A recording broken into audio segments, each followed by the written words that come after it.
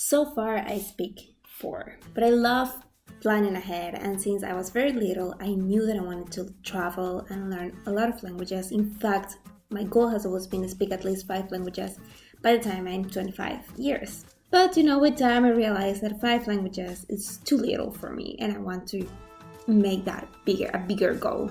Oh, by the way, my name is Maddie. I make language and travel videos in November. Every November, I make one video each day. So subscribe so you don't miss a thing and you can learn a language with me and travel with me. So I created a 5-year plan with languages, and this is not so common, I guess. These are languages that I always knew I wanted to learn. So my goal setting, it is very different from every goal setting that you will ever find online. Because it's not about being specific, it's about being general. And I know what you're thinking, it's like, but that's not how you do it. Everyone does it like this way, and this way is the way you have to do it. But it turned out that I tried it. I tried to be very specific with my goals and break them down and have like little goals and everything, and it didn't work out because I was too stressed about it, because it was too overwhelming for me.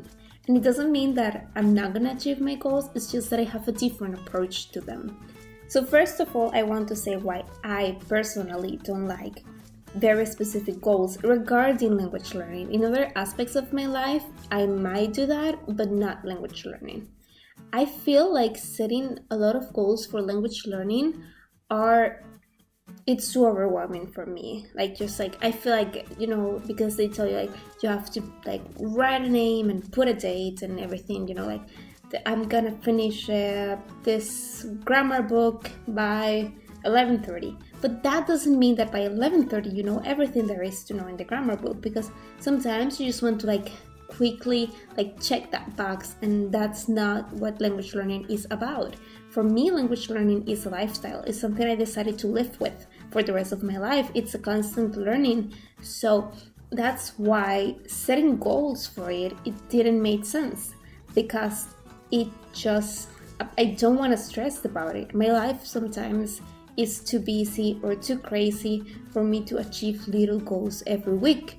So I don't have time for it. So I decided to give a little change to it and just put my presence into it and do what works for me and my busy life. So long-term planning works better for me because it is less controlling, because it is just more free, and because I get to adapt it to my life, and I'm not anxious or obsessing or in any way, and I used to be, and I'm not anymore, because I changed the way I set my goals. So also talking about goals, why I do still set goals, because I'm just here talking like it's so overwhelming and everything. Why do you set goals anyway? Because I do like to have a plan. It's like a general plan in my life. So this is how I plan. These are the 9 languages that I want to learn in my lifetime. By the way, my native language is Spanish, so I'm not counting it. But these languages are English, Dutch, Italian, French, Afrikaans, German, Japanese, Portuguese, and Chinese. So by the time I'm around 30, I will be speaking 10 languages. That's my goal. Why do I have that goal? Just because I like learning languages. It's just my passion, and each of these languages have a special place in my life, so that's what I'm going to learn them. It can change. It's not set in stone, but these are the ones I know for sure I want to learn. And there are some others, but those are going to wait until I learn this. So I set a goal like this. I take one language, I look at what level I am right now, and I look at what level I want to achieve. For example, Italian. By the time I set my latest goal, I was a B1 in Italian, and I want to achieve a C1 kind of situation. I know that from B1 to C1, it's a long period of time, and it actually took me like 8 months to get to B1, B2, B1. So what I want to do is put an amount of time that I can achieve that goal. So for example, from like 6 months could work for me, or 7 months, or just a time that I think it's gonna be great. The minimum I put for each language is 6 months. Less than that is not gonna work for me. So 6 months, and then I just start writing them down like I'm gonna show you here. It's just I put the language, the level I'm in, the level I want to achieve, and in what period of time I'm gonna be studying it. And how do I achieve this, or what's the deal with this? I just study every day. Some days it's 5 minutes with Duolingo, some days it's a full grammar session. Some days it's just talking and listening to music, and some days it's actually getting a lesson. So I just make sure that every day I do something about that. So you can see here some of my goals and right now, and as you can see, some of them repeat afterwards.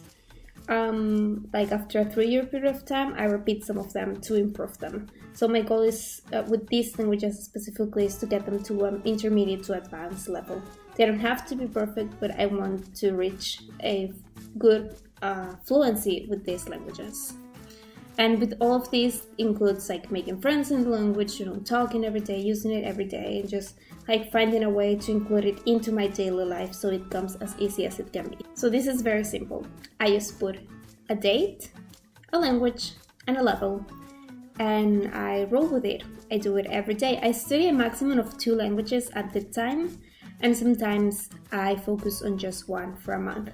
For example, right now I'm in Italy, so I'm just focusing on Italian and letting Dutch aside, because I think it's not gonna help me to be practicing Dutch while I'm in Italy, when I can focus myself entirely in Italian and I can have a better perception of this language. Look at this goal setting as a minimalistic way of setting my goals, because it's very simple.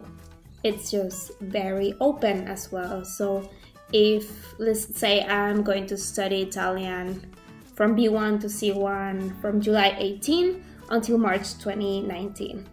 If by March 2019 I feel like I'm still not that fluent, or I'm still not where I want to be, I will spend my time and I will change my goal settings and I will adapt it, because it's not about, hidden mark. It's about actually being able to communicate in the language and feel free with it and feel like I'm able to do that. And as well as that, if I feel like I'm pretty well and I don't want to study it further, I can just stop it and start the next language. It's not set in stone. Let me know in the comments, do you set goals like this, or are you very, very, very specific about it? What works best for you and why? So I'm gonna answer that. I do generalize minimalistic sort of goal setting because it actually helps me reduce my anxiety and because it actually adapts to my lifestyle. Thank you so much for watching, and special thanks to my patrons for helping me do these videos and helping me get resources to become a language tutor and to learn languages and to keep doing what I love doing. So thank you very, very much. I'll see you next time. Bye bye.